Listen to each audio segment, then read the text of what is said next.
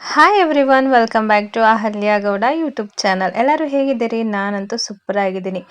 ಈ ರೆಸಿಪಿ ನನ್ನ last channel ಏನಿತ್ತಲ್ವಾ, ಗೃಹಿಣಿ ಸ್ವಯಂ ಕಲಿಕೆ ಅಂತ, ಆ ಚಾನಲಲ್ಲಿ ವೈರಲ್ ಆಗಿದಂತಹ ಒಂದು ರೆಸಿಪಿ ಇದು. ಅದನ್ನು ಮತ್ತೆ ನಾನು ನಿಮ್ಮ ಹತ್ರ ಶೇರ್ ಮಾಡ್ಕೊಳ್ತಾ ಇದ್ದೀನಿ. ಬಿಸಿಬೇಳೆ ಬಾತ್ ತುಂಬ ಈಸಿಯಾಗಿ ಸಿಂಪಲ್ಲಾಗಿ ಮಾಡ್ಕೋಬಹುದು. ಹೇಗೆ ಮಾಡೋದು ಅಂತ ನೋಡೋಣ.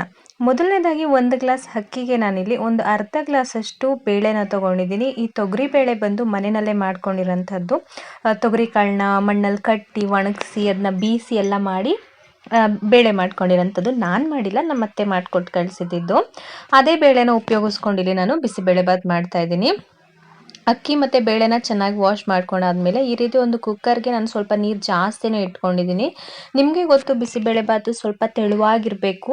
ಹಾಗೆಯೇ ಕೆಲವೊಂದು ಸತಿ ಏನಾಗುತ್ತೆ ಅಂದರೆ ತಣ್ಣಗಾದಾಗ ಗಟ್ಟಿಯಾಗಿ ಹೋಗ್ಬಿಡುತ್ತಲ್ವ, ಆ ರೀತಿ ಆಗಬಾರ್ದು ಅಂತ ಅಂದರೆ ಅನ್ನ ಮತ್ತು ಬೇಳೆನ, ಅಕ್ಕಿ ಮತ್ತು ಬೇಳೆನ ನಾವು ಏನು ಬೇಯಿಸ್ಕೊಳ್ತೀವಲ್ವ, ಆಗ್ಲೇ ಸ್ವಲ್ಪ ನೀರು ಜಾಸ್ತಿ ಹಾಕಿ ಅದನ್ನು ತೆಳುವಾಗಿ ಬೇಯಿಸ್ಕೊಂಡ್ರೆ ಏನು ಪ್ರಾಬ್ಲಮ್ ಆಗಲ್ಲ. ಸೊ ಇದಕ್ಕೆ ಸ್ವಲ್ಪ ಹಸಿ ಬಟಾಣಿ ಮತ್ತು ನಿಮ್ಗೆ ಇಷ್ಟವಾಗಿರುವಂತಹ ತರಕಾರಿಗಳನ್ನ ಹಾಕೋಬಹುದು. ಹಸಿ ಬಟಾಣಿ ಇಲ್ಲ ಅಂತ ಅಂದರೂ ಕೂಡ ನಡೆಯುತ್ತೆ. ಸ್ವಲ್ಪ ಕಡಲೆ ಬೀಜನ ಸೇರಿಸ್ಕೊಂಡಿದ್ದೀನಿ. ಹಾಗೆ ಇದಕ್ಕೆ ನಾನು ಒಂದೇ ಒಂದು ಟೊಮ್ಯಾಟೊನ ಹಾಕ್ಕೊಂಡಿದ್ದೀನಿ. ಸಾಂಬಾರು ಈರುಳ್ಳಿ ಇತ್ತಂದರೆ ಅದನ್ನು ಕೂಡ ನೀವು ಬಳಸಬಹುದು. ಸ್ವಲ್ಪ ಉಪ್ಪನ್ನು ಹಾಕಿ ನಾನು ಕುಕ್ಕರ್ ಮುಚ್ಚಳ ಮುಚ್ಚಿ ಒಂದು 4ರಿಂದ 5 ವಿಷಲ್ನ ಕೂಗಿಸ್ಕೊಳ್ತಾ ಇದ್ದೀನಿ. ಏನಕ್ಕೆ ಅಂದರೆ ಇದು ಮನೆ ಬೇಳೆ ಆಗಿರೋದ್ರಿಂದ ಬೇಯೋದು ಸ್ವಲ್ಪ ನಿಧಾನ ಆಗುತ್ತೆ. ಹಾಗಾಗಿ ಒಂದು 4ರಿಂದ 5 ವಿಷಲಾದರೂ ಬೇಕು. ಈ ಅಂಗಡಿಯಿಂದ ತರೋದಾದರೆ ಅದು ಪಾಲಿಶ್ ಎಲ್ಲ ಆಗಿರುತ್ತೆ, ಬೇಗನೆ ಬೆಂದೋಗ್ಬಿಡುತ್ತೆ. ಆಯಿತಾ? ಈಗ ಒಂದು ಸಣ್ಣದಾಗಿ ಮಸಾಲೆ ರೆಡಿ ಮಾಡ್ಕೋಬೇಕಾಗತ್ತೆ. ಮಸಾಲೆ ಅಂದ ತಕ್ಷಣ ಏನಪ್ಪ ಅಂತ ಅಲ್ಲ, ತುಂಬ ಸಿಂಪಲ್ ಆಗಿರುವಂತಹ ಮಸಾಲೆ. ನಾನು ತರಕಾರಿ ಜೊತೆಗೆ ಈರುಳ್ಳಿನ ಬೇಯಕ್ಕೆ ಹಾಕಿಲ್ಲ. ಇದು ನಾರ್ಮಲ್ ಸಾಂಬಾರು ಮಾಮೂಲಿ ಈರುಳ್ಳಿ ಬರುತ್ತಲ್ಲ, ದಪ್ಪದ ಈರುಳ್ಳಿ, ಅದು. ಹಾಗಾಗಿ ಎಣ್ಣೆಲಿ ಫ್ರೈ ಮಾಡ್ಕೊಳ್ತಾ ಇದ್ದೀನಿ. ನಿಮ್ಮ ಹತ್ರ ಸಾಂಬಾರು ಈರುಳ್ಳಿ ಇತ್ತು ಅಂದರೆ 1-2 ತರಕಾರಿ ಜೊತೆಗೆ ಕೂಡ ಬೇಯಕ್ಕೆ ಹಾಕ್ಬೋದು. ಹಾಗೆ ನಾರ್ಮಲ್ ಈರುಳ್ಳಿನ ಈ ರೀತಿ ಹುರ್ಕೋಬಹುದು. ಈರುಳ್ಳಿ ಸ್ವಲ್ಪ ಬಣ್ಣ ಚೇಂಜ್ ಆಗ್ತಿದೆ ಅನ್ನುವಾಗ ಇದಕ್ಕೆ ನಾನು ಕೊಬ್ಬರಿನ ಸೇರಿಸ್ಕೊಳ್ತಾ ಇದ್ದೀನಿ.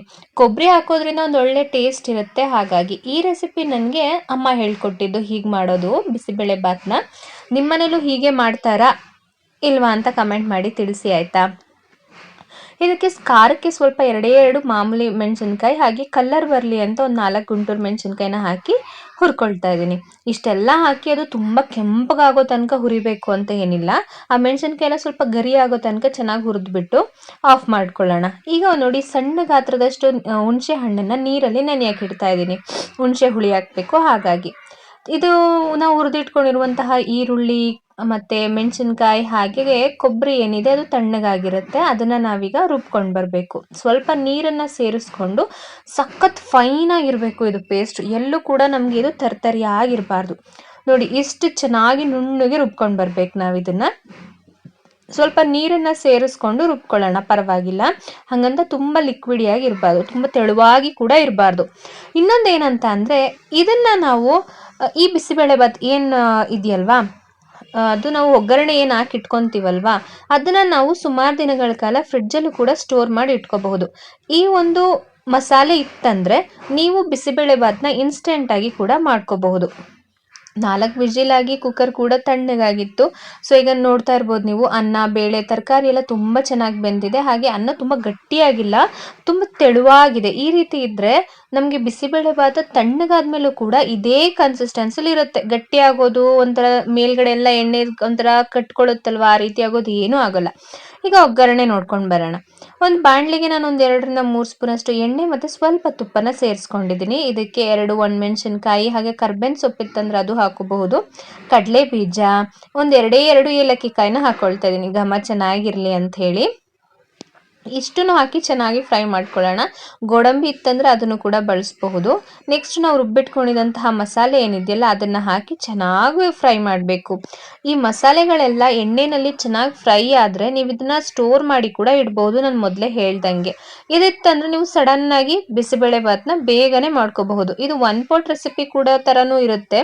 ಆದರೆ ಮಸಾಲೆ ಸ್ವಲ್ಪ ಹುರಿದಿಟ್ಕೊಳ್ಳೋದೆಲ್ಲ ಸ್ವಲ್ಪ ಲಾಂಗ್ ಪ್ರೊಸೀಜರ್ ಅಂತ ನಿಮ್ಗೆ ಅನಿಸ್ಬಹುದು. ಆದರೆ ಒಂದ್ಸತಿ ಮಾಡ್ಕೊಂಡು ಇಟ್ಕೊಂಡ್ರೆ ನಿಮಗೆ ಅದು ರೆಗ್ಯುಲರಾಗಿ ಯೂಸ್ ಮಾಡ್ಕೋಬಹುದು. ಹಾಗೆ ಈ ರೀತಿ ಮಾಡೋದ್ರಿಂದ ಟೇಸ್ಟ್ ಮಾತ್ರ ತುಂಬ ಚೆನ್ನಾಗಿರುತ್ತೆ. ಎಲ್ಲನೂ ಒಂದೇ ಕುಕ್ಕರ್ಗೆ ಹಾಕಿ ಎಲ್ಲ ಮಸಾಲೆ ಎಲ್ಲ ಹಾಕಿ ಒಂಥರ ಕೂಗ್ಸಿದ್ರೆ ಒಳ್ಳೆ ಬಾತ್ ಇದ್ದಂಗೆ ಇರುತ್ತೆ. ಬಿಸಿಬೇಳೆ ಬಾತ್ ಹೇಗಾಗುತ್ತೆ, ಹೆಸರೇ ಬಿಸಿಬೇಳೆ ಬಾತ್ ಅಂದಮೇಲೆ ಅದನ್ನು ಅದ್ರ ಪ್ರೊಸೀಜರ್ ಹೇಗಿದೆ ಹಾಗೆ ಮಾಡ್ಕೊಂಡು ಹೋದ್ರೇ ಅಲ್ವಾ ತುಂಬ ಚೆನ್ನಾಗಿರುತ್ತೆ ಟೇಸ್ಟಿಯಾಗಿ. ಹುಣಸೆ ಹಣ್ಣಿನ ರಸ ಕೂಡ ಹಾಕೊಂಡಿದ್ದೀನಿ. ಈಗ ಇದಕ್ಕೆ ಬಿಸಿಬೇಳೆಬಾತ್ ಪೌಡರ್ ಹಾಕ್ತಾ ಇದ್ದೀನಿ. ನೀವು MTR ಅಥವಾ ಬೇರೆ ಬೇರೆ ಏನು ಬ್ರ್ಯಾಂಡಲ್ಲಿ ಬರುತ್ತಲ್ಲ ಪ್ಯಾಕೆಟಲ್ಲಿ ಅದನ್ನಾದ್ರು ಬಳಸ್ಬೋದು, ಅಥವಾ ಹೊರಗಡೆ ಸಪ್ರೇಟಾಗಿ ಲೂಸಲ್ಲಿ ಕೂಡ ಸಿಗ್ತದೆ 100 ಗ್ರಾಮ್ಸ್ 200 ಗ್ರಾಮ್ಸ್ ಹತ್ರ, ಆ ರೀತಿನಾದ್ರು ತೊಗೊಂಡ್ಬಂದು ಯೂಸ್ ಮಾಡ್ಬೋದು. ನಿಮಗೆ ಪೌಡರ್ ಮಾಡೋಕ್ಕೆ ಬರುತ್ತೆ ಅನ್ನೋದಾದರೆ ಮನೇಲೇ ಬಿಸಿಬೇಳೆಬಾತ್ ಪೌಡರ್ನು ಕೂಡ ಮಾಡ್ಬೋದು. ಸೇಮ್ ಇಂಗ್ರೀಡಿಯೆಂಟ್ಸ್ ಸೇಮ್ ಸ್ಟೆಪ್ಸ್ ಇದೇ ರೀತಿ ಫಾಲೋ ಮಾಡಬೇಕು.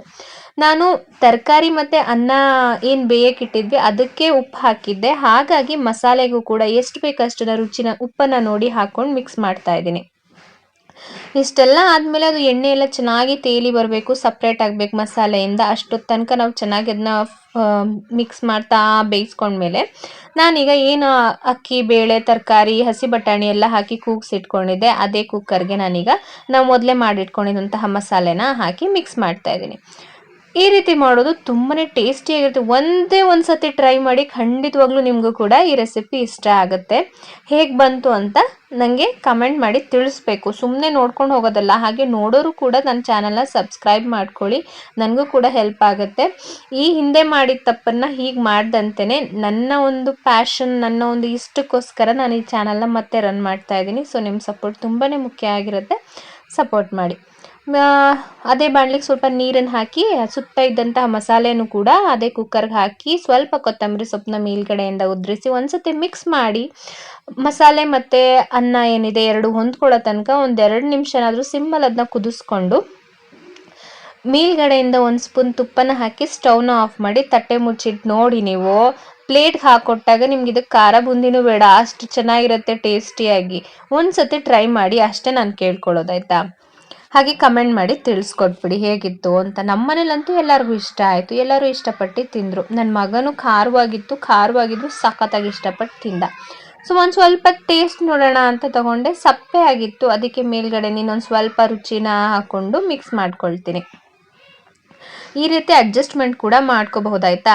ಹಾಗೆ ಒಂದು 1/4 ಸ್ಪೂನಷ್ಟು ಬೆಲ್ಲ ಪುಡಿನ ಕೂಡ ಹಾಕಿ ಅದನ್ನ ಮಿಕ್ಸ್ ಮಾಡ್ತೀನಿ. ಹೇಗಿದೆ ಅಂತ ಅಂದರೆ ಸಿಹಿ, ಹುಳಿ, ಖಾರ, ಉಪ್ಪು 4 ಕೂಡ ಚೆನ್ನಾಗಿ ಬ್ಯಾಲೆನ್ಸ್ ಆಗಿತ್ತು, ತುಂಬ ಚೆನ್ನಾಗಿತ್ತು. ಸೊ ಮೇಲ್ಗಡೆಯಿಂದ ಸ್ವಲ್ಪ ತುಪ್ಪನ ಹಾಕ್ಕೊಳ್ತಾ ಮಿಕ್ಸ್ ಮಾಡಬೇಡಿ. ತುಪ್ಪ ಹಾಕಿದ್ಮೇಲೆ ಜಸ್ಟ್ ಹಾಗೆ ತುಪ್ಪನ ಹಾಕಿ ತಟ್ಟೆನ ಕ್ಲೋಸ್ ಮಾಡಿ ಸ್ಟವ್ ಆಫ್ ಮಾಡಿಬಿಡಿ. ನೀವು ಊಟ ಮಾಡ್ಬೇಕಾದ್ರೆ ತೆಗೆದಾಗ ಒಂದ್ಸತಿ ಮಿಕ್ಸ್ ಮಾಡಿಕೊಂಡು ಪ್ಲೇಟ್ಗೆ ಸರ್ವ್ ಮಾಡಿ. ಸಖತ್ತಾಗಿರುತ್ತೆ ನೋಡಿ. ತಣ್ಣಗಾದ್ರೂ ಕೂಡ ಅದು ಅದೇ ಕನ್ಸಿಸ್ಟೆನ್ಸಿಲಿರುತ್ತೆ. ಗಟ್ಟಿ ಆಗೋದಾಗಲಿ, ಮೇಲ್ಗಡೆ ಲೇಯರ್ ಒಂಥರ ಎಣ್ಣೆ ಜಿಡ್ಡೆಲ್ಲ ಕಟ್ಕೊಂಡು ಬರುತ್ತಲ್ಲ ಆ ರೀತಿ ಆಗೋದಾಗಲಿ ಏನೂ ಆಗೋದಿಲ್ಲ, ತುಂಬ ಚೆನ್ನಾಗಿರುತ್ತೆ. ನಾನು ಮೊದಲೇ ಸ್ಟಾರ್ಟಿಂಗಲ್ಲೇ ಹೇಳ್ದಂಗೆ ಇದು ನನ್ನ ಲಾಸ್ಟ್ ಏನು ಚಾನಲ್ ಇತ್ತಲ್ಲ ಅದರಲ್ಲಿ ಸಖತ್ತಾಗಿ ವೈರಲ್ ಆಗಿದ್ದಂತಹ ರೆಸಿಪಿ ಇದು. ಹಾಗೆ ಟ್ರೈ ಮಾಡಿದವರು ಕೂಡ ಕಮೆಂಟ್ ಮಾಡಿ ತಿಳಿಸಿದ್ರು ಚೆನ್ನಾಗಿತ್ತು ಅಂತ. ಸೊ ನೀವು ಕೂಡ ಟ್ರೈ ಮಾಡಿ ನೋಡಿ. ಮನೆಯವ್ರಿಗೂ ಕೂಡ ತಿಂಡಿ ಹಾಕೊಟ್ಟೆ, ಅವರು ತಿಂಡಿ ತಿಂದು ಕೆಲಸಕ್ಕೆ ಹೊರಟರು. Thank you so much for watching. ಮತ್ತೆ ಸಿಗೋಣ.